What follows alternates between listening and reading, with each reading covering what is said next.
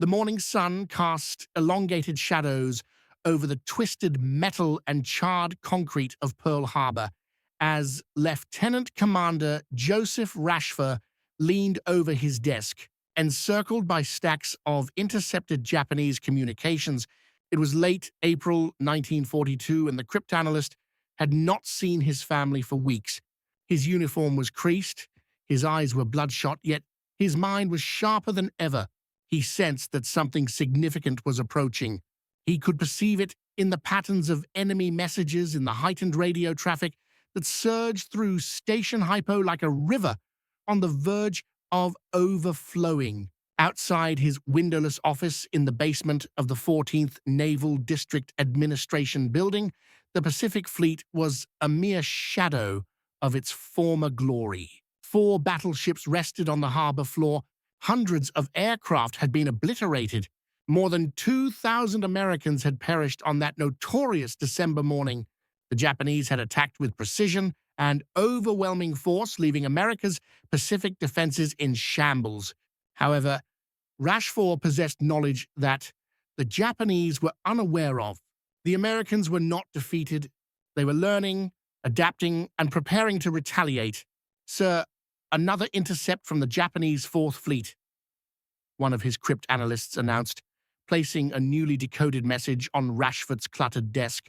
The young officer's expression revealed the toll of countless hours spent grappling with the enemy's naval code. "They are requesting additional supplies for something referred to as Operation MI." Rochefort's weary eyes suddenly ignited with fervor.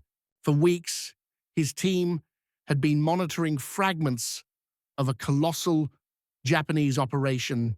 The enemy was orchestrating something that would overshadow even Pearl Harbor. But where, when? The coded designation AF appeared repeatedly in the intercepts, teasing them with its enigma.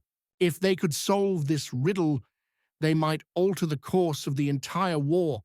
Admiral Chester Nimitz stood at the window of his headquarters, observing the salvage crews still engaged in efforts to raise the sunken battleships. The white-haired Texan had assumed command of the Pacific Fleet during its most challenging period, taking over a demoralized force and facing an enemy that appeared invincible. Behind him, his intelligence officer, Commander Edwin Layton, cleared his throat with evident nervousness. Admiral Rochefort's team is confident they have discerned a pattern in the Japanese communications. Layton reported that a significant operation is being planned for early June. The magnitude indicates it is their largest undertaking since the onset of the war. Nimitz turned away from the window, his ice-blue eyes fixed intently on Layton. The Admiral had come to trust his intelligence officers even when their assessments seemed implausible.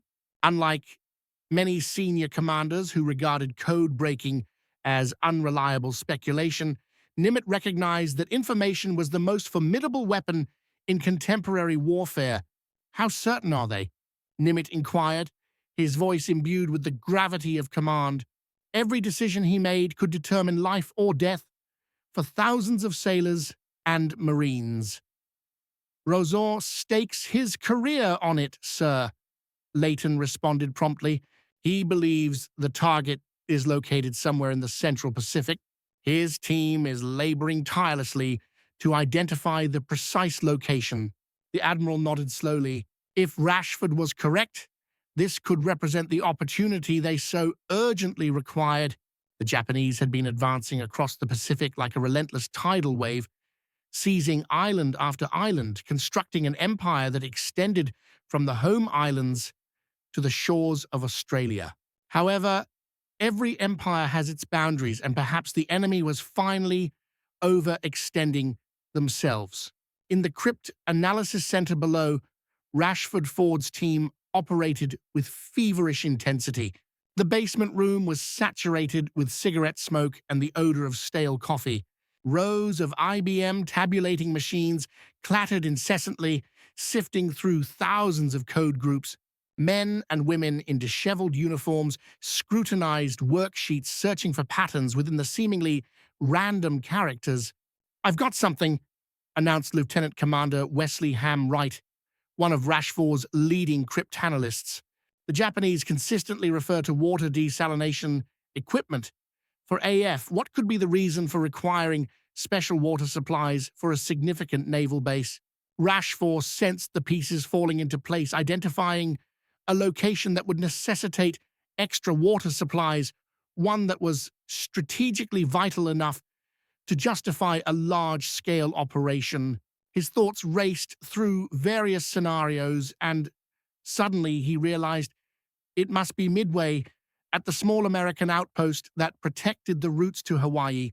One of his subordinates, Lieutenant Commander Jasper Holmes, suggested a clever strategy. What if we have Midway report issues with their water supply? If the Japanese mention it in their coded communications, we will confirm that AF is Midway. "Secure a line to Layton," Rochefort commanded. "Instruct Midway to send an urgent message in plain language indicating that their water distillation facility has malfunctioned." Meanwhile, aboard the carrier USS Enterprise, Admiral William Bull Halley lay in sick bay, his body afflicted by a severe case of dermatitis. The once aggressive commander, who had spearheaded the initial carrier assaults against Japanese-occupied islands, was now too unwell to stand. His task force was on the verge of entering the most crucial battle of the war, and he would not be at the helm. "Bill, you look terrible," remarked Admiral Raymond Spruant, visiting his old friend. The two men were fundamentally different in many respects. Holly was daring and instinctive, while Spruance was analytical and systematic, yet they shared a profound respect for one another and an unwavering resolve to defeat Japan.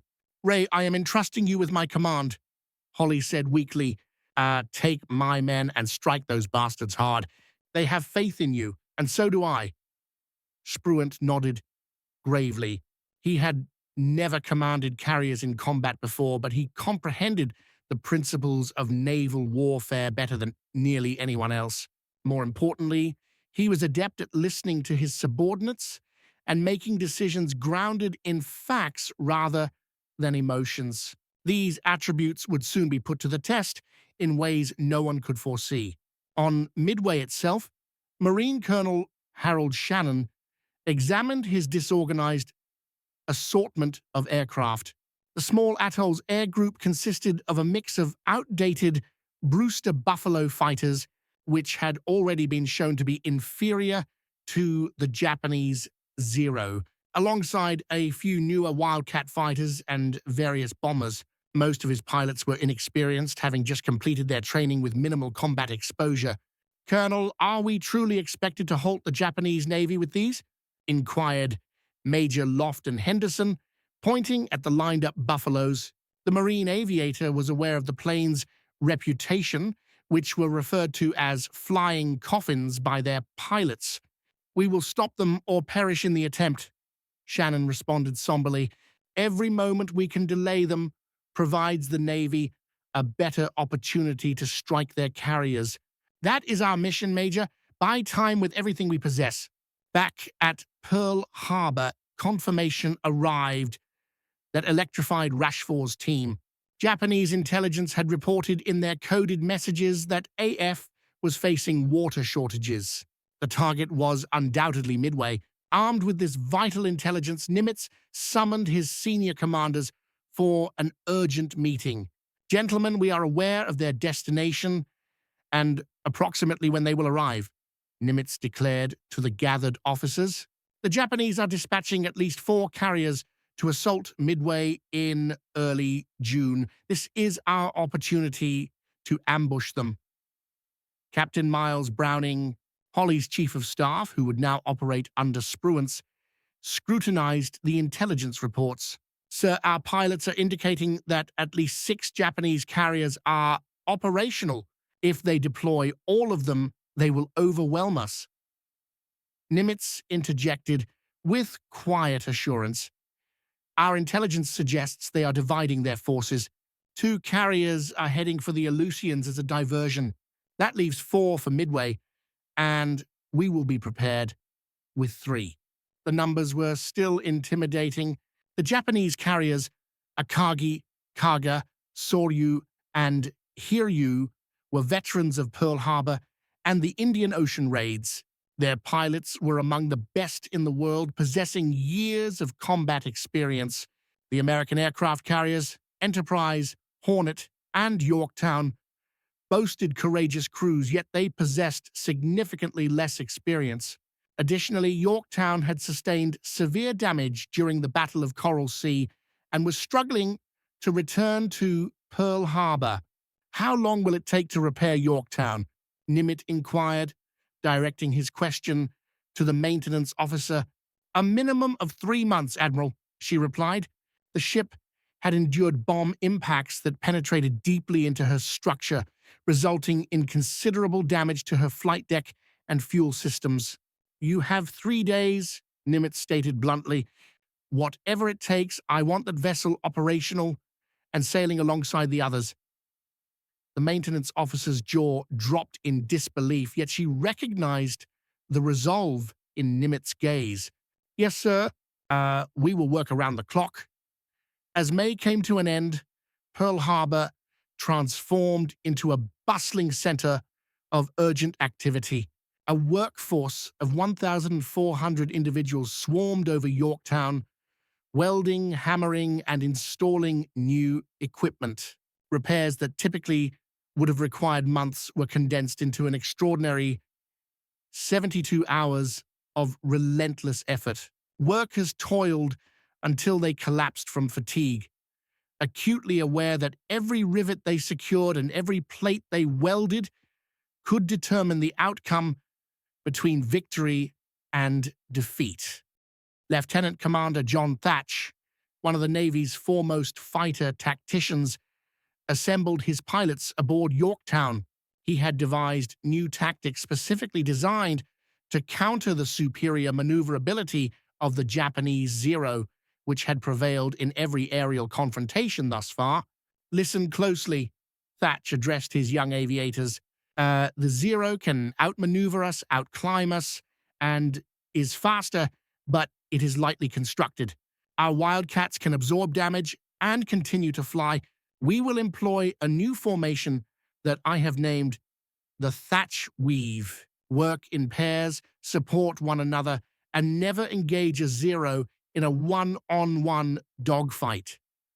Among the pilots was Inen George Gay, a recent flight school graduate with barely 300 hours of flight experience.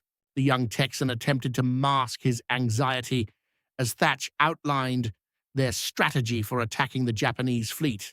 The torpedo bombers would approach low and slow, making them ideal targets for enemy fighters and anti-aircraft fire. Everyone was aware that it was essentially a suicide mission, yet no one expressed their concern. Within the intelligence offices, analysts were diligently working to assemble the complete Japanese order of battle. They recognized that Admiral Yamamoto, the mastermind behind Pearl Harbor, was personally overseeing the operation. The strike force would be commanded by Admiral Chester Nimitz, who had previously led at Pearl Harbor. The intelligence reports depicted a scenario of overwhelming Japanese confidence. They were determined to complete what they had initiated 6 months prior. "They are bringing everything," reported one of Nimitz's planning officers. "Battleships, cruisers, destroyers, and transports carrying invasion troops. Their objective is to seize Midway and utilize it as a base for further operations against Hawaii." "Let them come," Nimitz replied with composure. "The larger the force, the more they stand to lose." On May 28th, Task Force 16, centered around the Enterprise and Hornet under Spruant's command, stealthily departed from Pearl Harbor. The carriers were protected by cruisers and destroyers, with their crews at battle stations. 2 days later, on May 30th, Yorktown followed, her hull still marked with fresh welds and patches. The 3 carriers were set to rendezvous northeast of Midway at a location designated Point Luck. ideally situated to ambush the advancing Japanese forces. Aboard the Enterprise, Spruant reviewed the latest intelligence updates with his staff. The reserved admiral was recognized for his analytical mindset and meticulous planning. In contrast to the impulsive Halsey, Spruant calculated every maneuver, weighing all options before reaching conclusions. The Japanese anticipate achieving surprise, Spruant informed his staff. They are under the impression that our carriers remain in the South Pacific or have returned to Pearl Harbor. That overconfidence is our greatest asset. We must leverage it wisely. Commander Wade McClusky, who led Enterprise's air group, prepared his pilots for the challenges ahead. A seasoned naval aviator, McClusky was well aware of both the strengths and limitations of his aircraft and personnel. When we locate their carriers, we unleash everything at our disposal. McClusky briefed his squadron leaders. The dive bombers will strike from a high altitude, while the torpedo planes approach from below. Fighter support will be limited, thus speed and surprise are vital. Among McClusky's pilots was Lieutenant Richard Dick Best, who commanded Bombing Squadron 6. Best was recognized for his remarkable precision in dive bombing, a talent that would soon become essential. He convened his pilots for a more thorough briefing. Remember, our target is their carriers, not the battleships or cruisers. Best stressed, I do not care how alluring the other targets may appear. If we sink their carriers, we secure victory in this war. As May transitioned into June, both fleets advanced toward their inevitable confrontation. The Americans had positioned themselves optimally due to their code-breaking achievements, but intelligence was merely one aspect of the equation. The impending battle would hinge on the pilots' skill and bravery. The decisions made by commanders under intense pressure and the narrow margin between triumph and catastrophe that defines carrier warfare. On Midway itself, preparations escalated to a critical level. Every available aircraft was armed and fueled. Marines constructed defensive positions in the coral sand. Radar operators continuously monitored the skies, aware that the first indication of the Japanese approach would come from their screens. The garrison understood they were significantly outnumbered, yet they also recognized their mission. Hold out long enough for the Navy to target the enemy carriers. Commander Cyril Simard, the senior officer at Midway, conducted a final inspection of the defenses. The atoll's 2 small islands were filled with ammunition, fuel tanks, and aircraft. A single well-placed bomb could transform the entire base into a conflagration. However, there was no alternative. Everything relied on Midway enduring long enough for the carriers to fulfill their role. As night descended on June 3, 1942, American PBY Catalina patrol planes dispersed from Midway in extensive search patterns. These sluggish, unwieldy aircraft were the first to detect the advancing enemy. Their crews understood that engaging with the Japanese fleet would likely result in certain death, as the cumbersome patrol planes were vulnerable targets for Zero fighters. However, locating the enemy was deemed worth any sacrifice. At 900 on June 3rd, Ensign Jack Reed, flying a PBY, identified ships on the horizon. He reported bearing 262, distance 700 miles. The Japanese invasion force had been located, yet the carriers remained concealed. That afternoon, 9 B-7s from Midway launched an attack on the invasion convoy but failed to achieve any hits. 4 PBYs, armed with torpedoes, attempted a night assault, claiming 1 successful strike. Although these attacks inflicted no substantial damage, they signaled to the Japanese that the Americans were aware of their approach. At 0300, on June 4th, alarms sounded aboard the American carrier. In the ready rooms, pilots received their final briefings and penned last letters home. Mechanics conducted final inspections on the aircraft. ordnance crews loaded bombs and torpedoes. 3 carriers with barely 230 aircraft were preparing to confront the might of the Japanese Navy. The odds were daunting, yet the Americans possessed certain advantages. They were aware of the enemy's impending arrival, they knew where to locate them, and they had commanders prepared to take calculated risks. Admiral Frank Jack Fletcher, in overall command aboard Yorktown, made the pivotal decision that would shape American tactics for the ensuing battle. Instead of keeping his carriers together for mutual defense, he opted to operate them separately, thereby minimizing the risk of all 3 being caught in one location. It was a gamble, but the entire operation was a gamble of monumental proportions. As dawn broke on June 4, 1942, the stage was set for one of the most pivotal battles in naval history. The Japanese approached with utmost confidence, anticipating to catch the Americans off guard. Instead, they were sailing into a meticulously laid trap.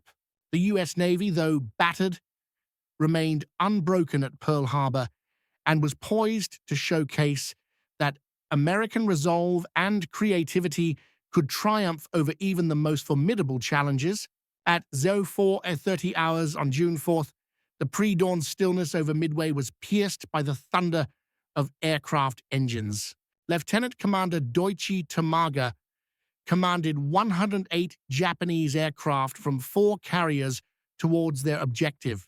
The assault group comprised 36 torpedo bombers, equipped with conventional bombs for ground strikes, 36 dive bombers, and 36 Zero fighters for protection. As they assembled in the darkness, none of the Japanese pilots were aware that American carriers were concealed nearby, waiting. At Midway, radar operators identified the approaching attack at 0552. Many planes were reported bearing 320 degrees at a distance of 93 miles. The operator stated, his voice calm despite his racing heart. Air raid sirens echoed across the small atoll. Marines hurried to their battle stations while pilots dashed to their aircraft. Every operational plane on Midway needed to take off immediately or face destruction on the ground. Major Lofton Henderson led Marine Scout bombing Squadron 241 into the dawn sky, including his outdated Buffalo fighters, fully aware they were heading into a slaughter. The Buffalo was slower, less agile, and more lightly armed than the Zero. However, Henderson's Marines possessed unwavering determination to defend their base at any cost. Enemy fighters were spotted at 12 and Rye High. The radio crackled with alerts as the Marines confronted the incoming strike force head-on. The Zeros attacked the American fighters like hawks among pigeons. Within moments, the sky was filled with burning American planes spiraling down towards the ocean. Henderson's aircraft was among those downed as he led his squadron's dive bombers in their assault. Nevertheless, the sacrifice of the Marines was not in vain. Their attack disrupted the Japanese formation and compelled the bombers to take evasive maneuvers. More significantly, it provided invaluable time for Midway's bomber squadron to evacuate the island and advance towards the Japanese fleet, whose location had been identified by PBY patrol planes conducting searches. At 0630, Tominaga's unit arrived at Midway and initiated their assault runs. Bombs cascaded onto the airfield, fuel storage tanks, and defensive installations. The island's anti-aircraft artillery fired vigorously, creating dark clouds of smoke in the sky. A direct strike on the power station incapacitated Midway's radar system. Another bomb ignited the fuel tanks, producing thick plumes of smoke that rose into the morning sky. However, as Tominaga circled to evaluate the damage, he recognized that the attack had not achieved its main goal. The runways were damaged, but could be repaired. Numerous defensive positions remained unscathed.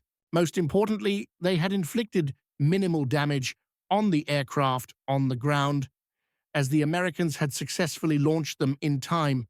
Tamaga communicated back to Admiral Nagumo, indicating the necessity for a second wave of attack. This communication would initiate a series of decisions that would ultimately influence the outcome of the battle. On board the Japanese carrier Akagi, Admiral Nagumo confronted a challenging decision. He had retained 93 aircraft equipped with anti-ship munitions, torpedoes, and armor-piercing bombs in anticipation of American naval vessels. Should he rearm these aircraft with ground attack munitions for a subsequent strike on Midway, or maintain them in readiness for naval engagements? At 07:15, Nagumo made his pivotal choice.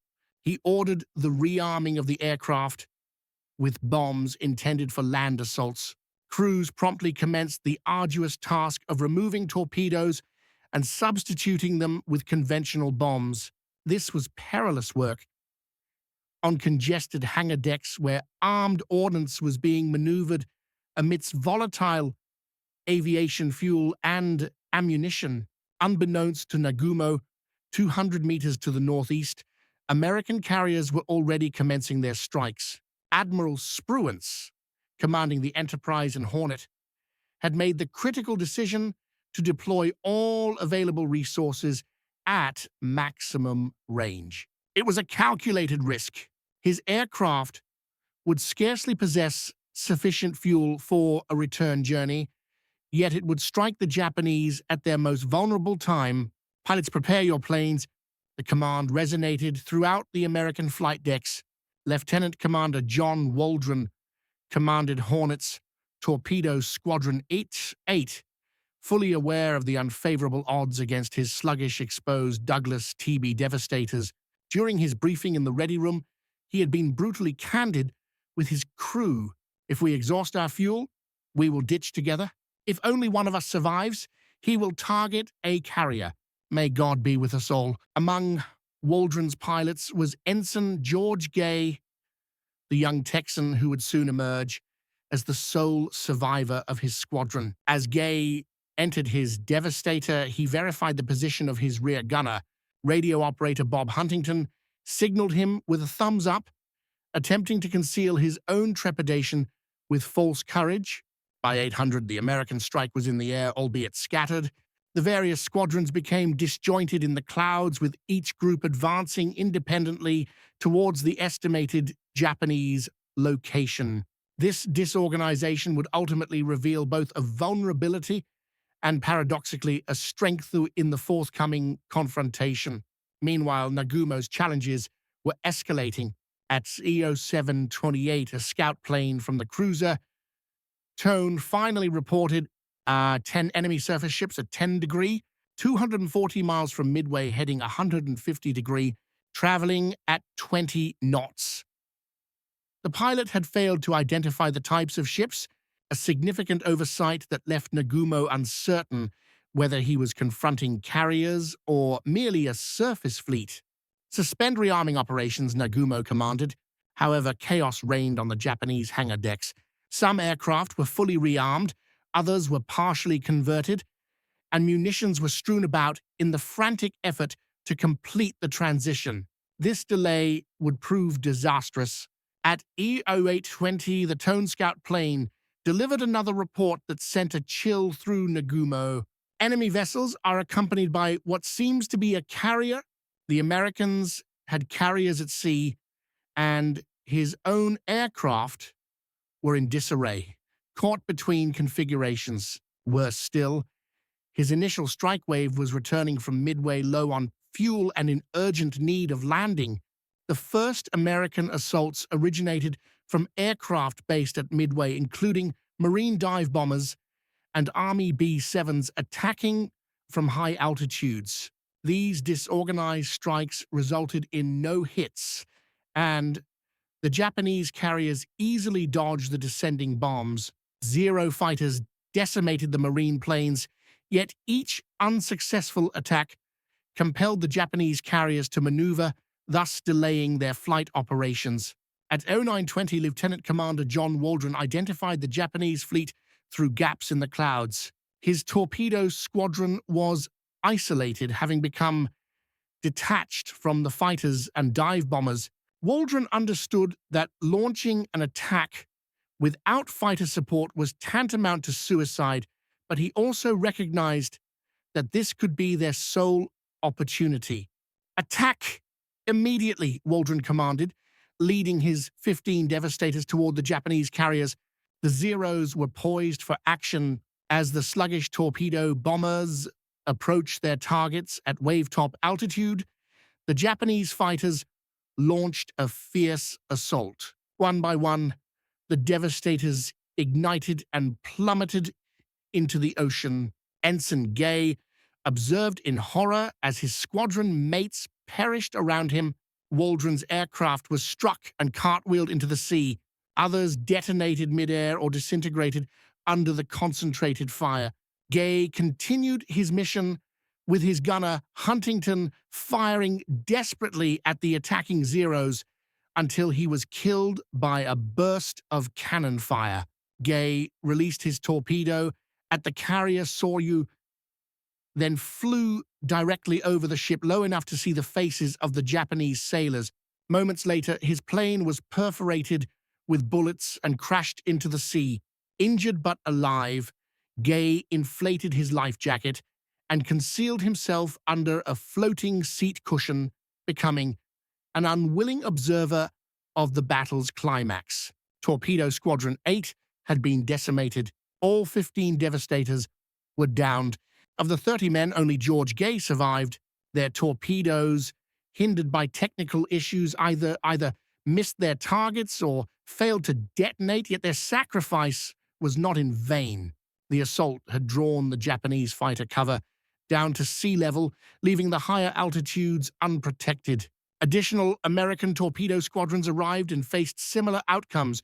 Enterprise's Torpedo Squadron 6 lost 10 out of 14 aircraft, while Yorktown's Torpedo Squadron 3 lost 10 out of 12. The outdated Devastators and their faulty torpedoes appeared to confirm the Japanese belief in their dominance. However, the continuous attacks were necessitating constant evasive actions, hindering Nagumo from launching or recovering aircraft.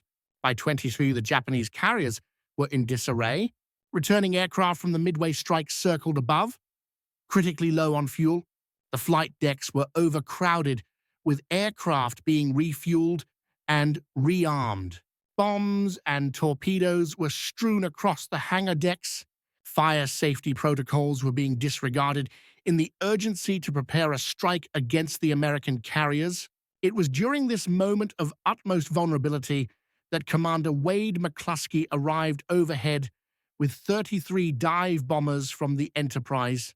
McClusky had led his squadrons on a grueling search, flying beyond the point where fuel reserves permitted a safe return. Just as he was about to turn back, he spotted a Japanese destroyer speeding northeast, correctly surmising it was heading to rejoin the main fleet. McClusky followed its trajectory. At 10:22, McClusky's determination was rewarded. Through gaps in the clouds, he observed the Japanese carriers spread out below, their flight decks filled with aircraft. No Zeros challenged him at altitude. They were all at sea level, finishing off the last of the torpedo bombers. McClusky divided his force, assigning squadrons to various targets, and issued the command that millions of Americans had been anticipating since Pearl Harbor: attack immediately. Lieutenant Dick Best led his squadron toward Akagi, Nagumo's flagship. As he initiated his dive, Best focused on the enlarging silhouette of the carrier. At 2,500 feet, he released his 1,000-pound bomb and pulled out sharply. Behind him, his wingmen followed in exact sequence. Most bombs missed. The pilots were fatigued and maneuvering through anti-aircraft fire, yet Best's bomb was accurately positioned. It penetrated Akagi's flight deck and detonated in the hangar deck amidst fueled and armed aircraft. The outcome was disastrous. Secondary explosions cascaded through the vessel as fuel and munitions ignited in a chain reaction. Within minutes, Akagi was engulfed in flames. Concurrently, Kaga was struck by at least 4 bombs from McClusky's other squadron. The impacts ignited uncontrollable fires among the densely packed aircraft. Almost simultaneously, Lieutenant Commander Max Leslie's dive bombers from Yorktown achieved 3 direct hits on Soryu in a textbook assault. In just 6 minutes, 3 of Japan's leading carriers were reduced to burning wrecks. From his concealed position in the water, Enenge observed the Japanese carriers erupt in flames.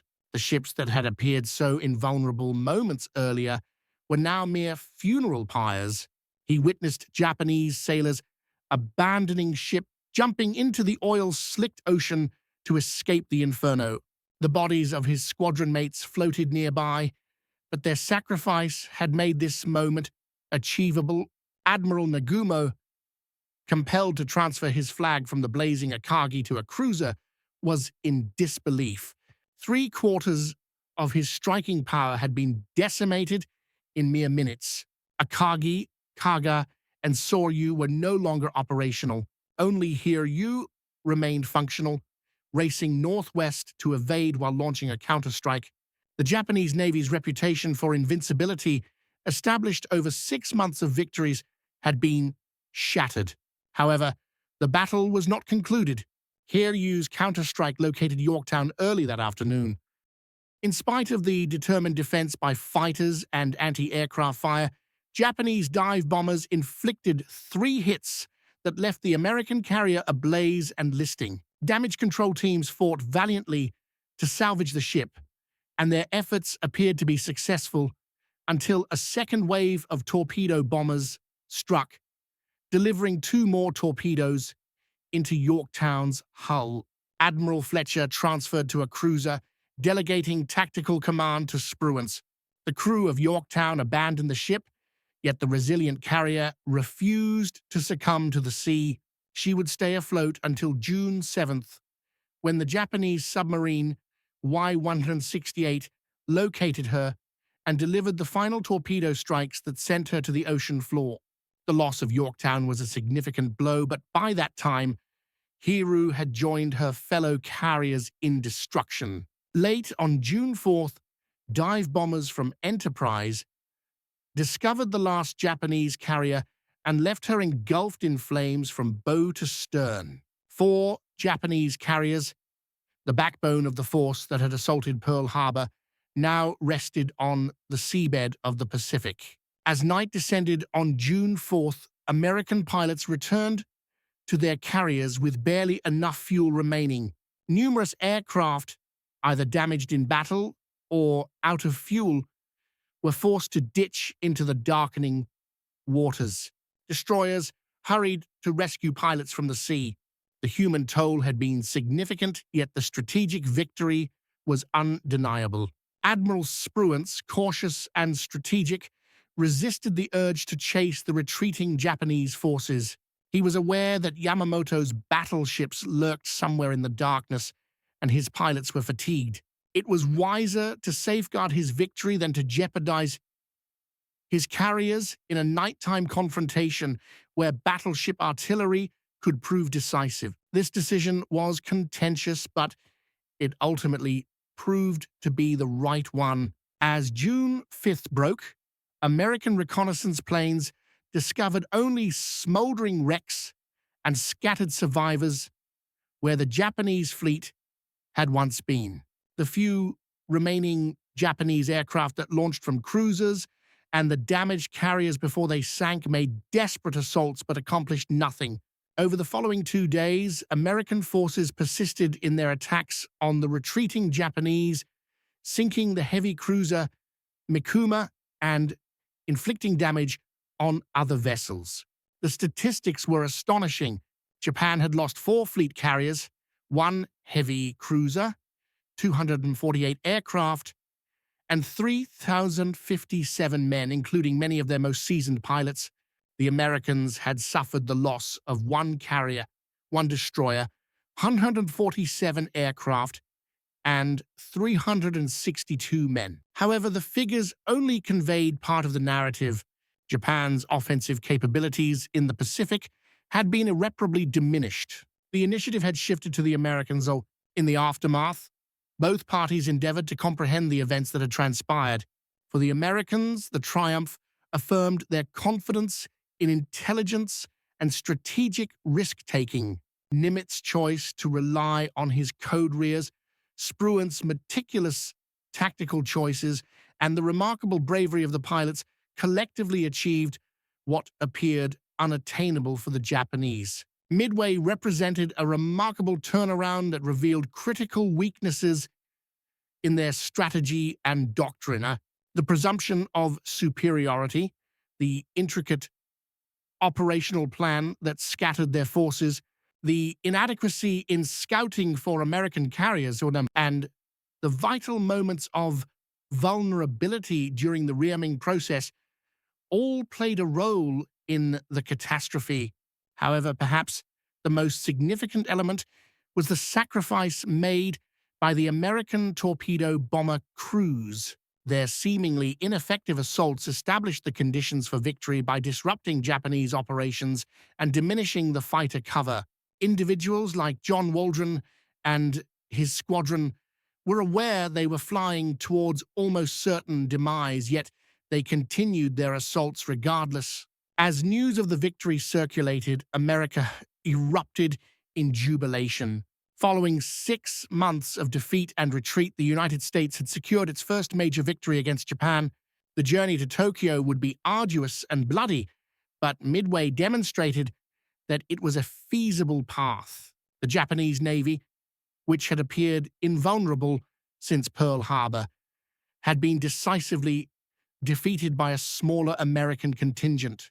In Japan, the government concealed the magnitude of the defeat from the populace. Returning sailors were quarantined to prevent information from leaking. The official narrative proclaimed a significant victory, yet the Navy was aware of the reality. The offensive stage of Japan's war had concluded. From this point forward, they would be on the defensive, striving to maintain their conquests against an increasingly formidable American counteroffensive. The Battle of Midway emerged as a pivotal moment, not only in the Pacific War, but also in global history. It illustrated that intelligence, when effectively utilized, could surmount numerical disadvantages. It demonstrated that bravery and selflessness, even in the face of apparent defeat, could pave the way for triumph. Most significantly, it confirmed that the United States possessed both the determination and the ability to overcome even the most daunting adversary. In his after-action report, Admiral Nimitz acknowledged the contributions of the codebreakers who had revealed the Japanese strategy, the commanders who made vital decisions under duress, and, most importantly, the pilots who executed their assaults against overwhelming odds. However, he also acknowledged the influence of chance in warfare. If the American dive bombers had arrived just 5 minutes later, after the Japanese had initiated their strikes, the result could have been drastically different. The Japanese Navy would never recover from the loss at Midway. The 4 carriers that were lost represented years of construction and decades of pilot training that could not be replicated. Although Japan would build new carriers, they would never again attain the combination of ships, aircraft, and seasoned air crews that had facilitated their early successes.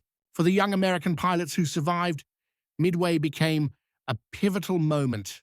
Individuals like Dick Best, who dropped the bomb that sealed Akagi's fate, would continue to fly throughout the war. Yet nothing would compare to the intensity of those fleeting moments over the Japanese fleet. Others, such as Ensign Gay, would carry the memories of their fallen comrades for the remainder of their lives. The battle also signified a transformation in naval combat. For the first time, a significant naval confrontation was fought entirely by aircraft, with the opposing fleets never coming into view of one another. The era of the battleship was concluding.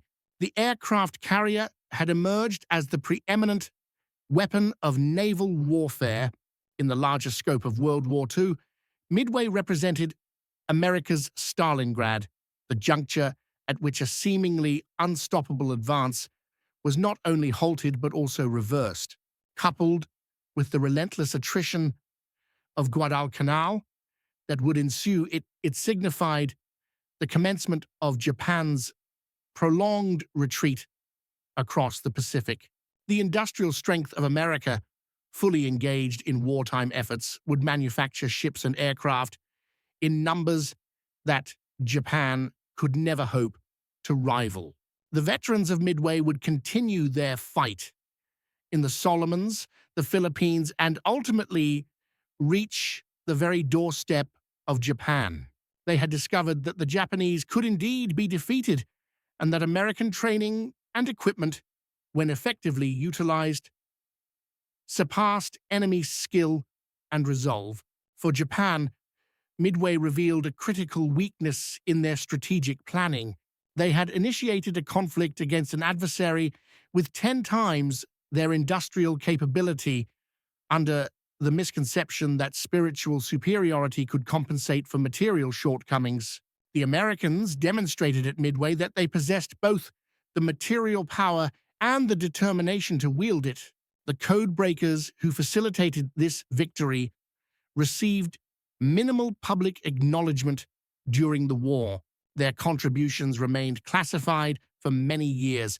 However, officers like Rochefort and his team arguably achieved the most significant intelligence victory in American history.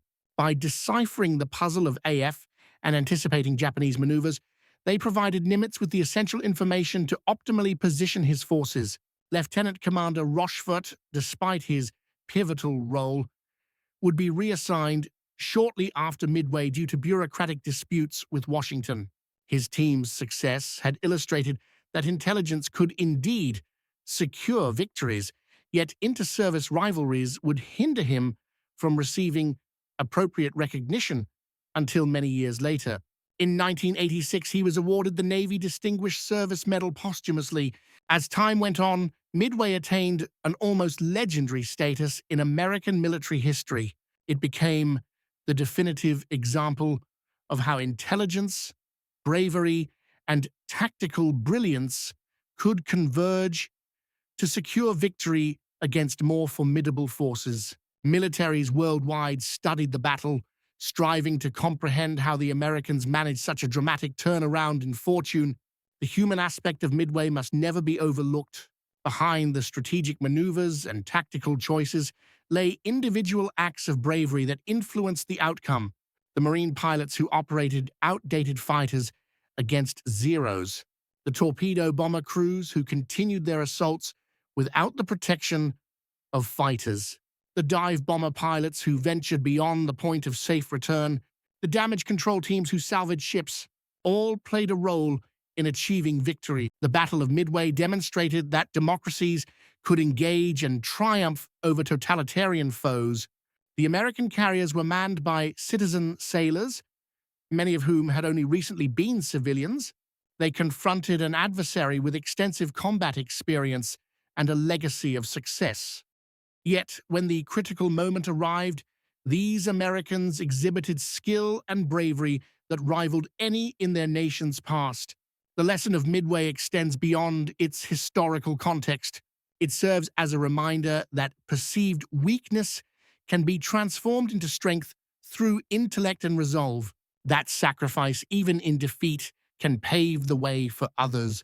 That technological advantage is meaningless without the determination to utilize it effectively, and that free nations, when faced with threats, can muster the bravery to defend themselves against overwhelming odds.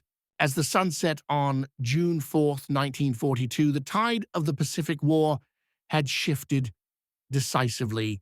The Japanese would continue to fight with their characteristic resolve for 3 more years, but the outcome was no longer uncertain. At Midway, a smaller American contingent had obliterated the core of Japanese naval power and taken the initiative. Admiral Yamamoto's pre-war forecast had proven to be prophetic. He had cautioned that he could operate freely for 6 months or a year, but beyond that, he lacked confidence. Midway occurred precisely 6 months after Pearl Harbor. The strategist behind Japan's early successes had recognized that once America recuperated and mobilized its resources, Japan's defeat was unavoidable. At the point when inevitability became a reality, it was manifested in the charred remains of 4 aircraft carriers and the sacrifices of valiant men who fought and perished for their countries in the expansive Pacific sky. The significance of Midway reached far beyond the immediate tactical success. It illustrated that the United States was capable of gathering intelligence, planning operations, and executing intricate naval battles with accuracy. The collaboration among code breakers, planners, and combat forces established a new paradigm for contemporary warfare. Subsequent operations would build upon these insights, merging intelligence collection with tactical implementation. For the individual sailors and airmen who participated in Midway, the battle symbolized a personal victory over fear and hardship. Young men, many of whom had never experienced combat, exhibited extraordinary bravery. Mechanics persevered through fatigue to ensure aircraft remained operational. Damage control teams salvaged ships that were on the verge of sinking. Radio operators upheld communications amidst enemy fire. Every individual's contribution, regardless of its size, played a role in securing victory. The Japanese pilots and sailors who engaged at Midway also exhibited exceptional bravery and skill. In spite of the calamity that struck their carriers, they fought with resolve until the very end. Many opted for death rather than surrender, going down with their vessels or piloting their damaged aircraft into the ocean instead of being captured. Their sacrifice, although in a losing endeavor, embodied the warrior ethos that rendered them formidable adversaries. In the wake of Midway, both navies would implement the lessons acquired. The Americans would enhance their carrier strategies, upgrade their aircraft, and create superior torpedoes. The Japanese would face challenges in rebuilding their carrier fleets and training new pilots to replace those lost. Yet the fundamental shift in momentum was irreversible. America's industrial output would soon inundate the Pacific with new vessels and aircraft, while Japan's resources continued to diminish. The Battle of Midway is recognized as one of the most pivotal naval confrontations in history.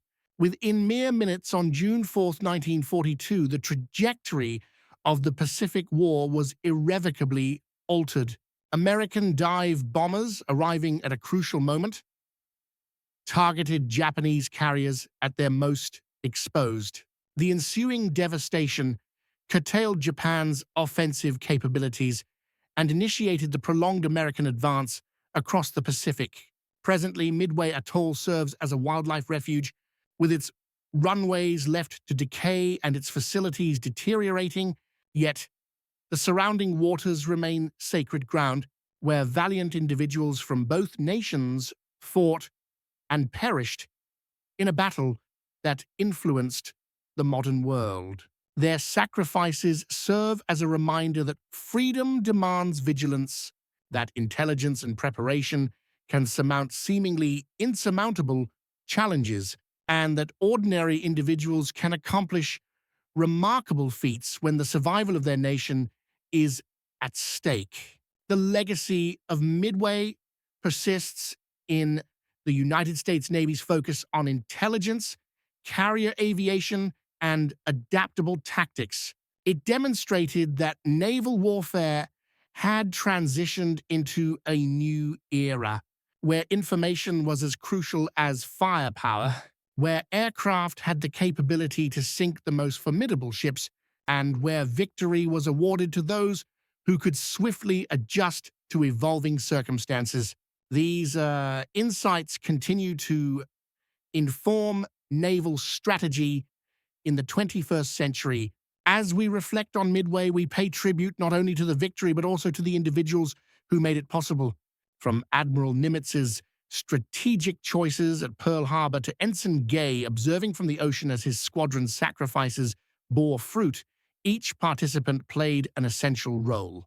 Their collective efforts transformed a potential defeat into a decisive victory, altering the course of history and illustrating that free peoples united in their objectives can surmount any obstacle. The Battle of Midway represented more than just a military triumph. It was a victory of intelligence over ignorance, preparation over complacency, and bravery over fear. It demonstrated that America possessed both the resolve and capability to engage in a global conflict and emerge victorious. Crucially, it demonstrated that the principles of democracy and freedom, championed by courageous individuals, could triumph over tyranny and aggression. This lesson, acquired in the waters surrounding a small Pacific atoll, remains as pertinent today as it was on that fateful June morning in 1942.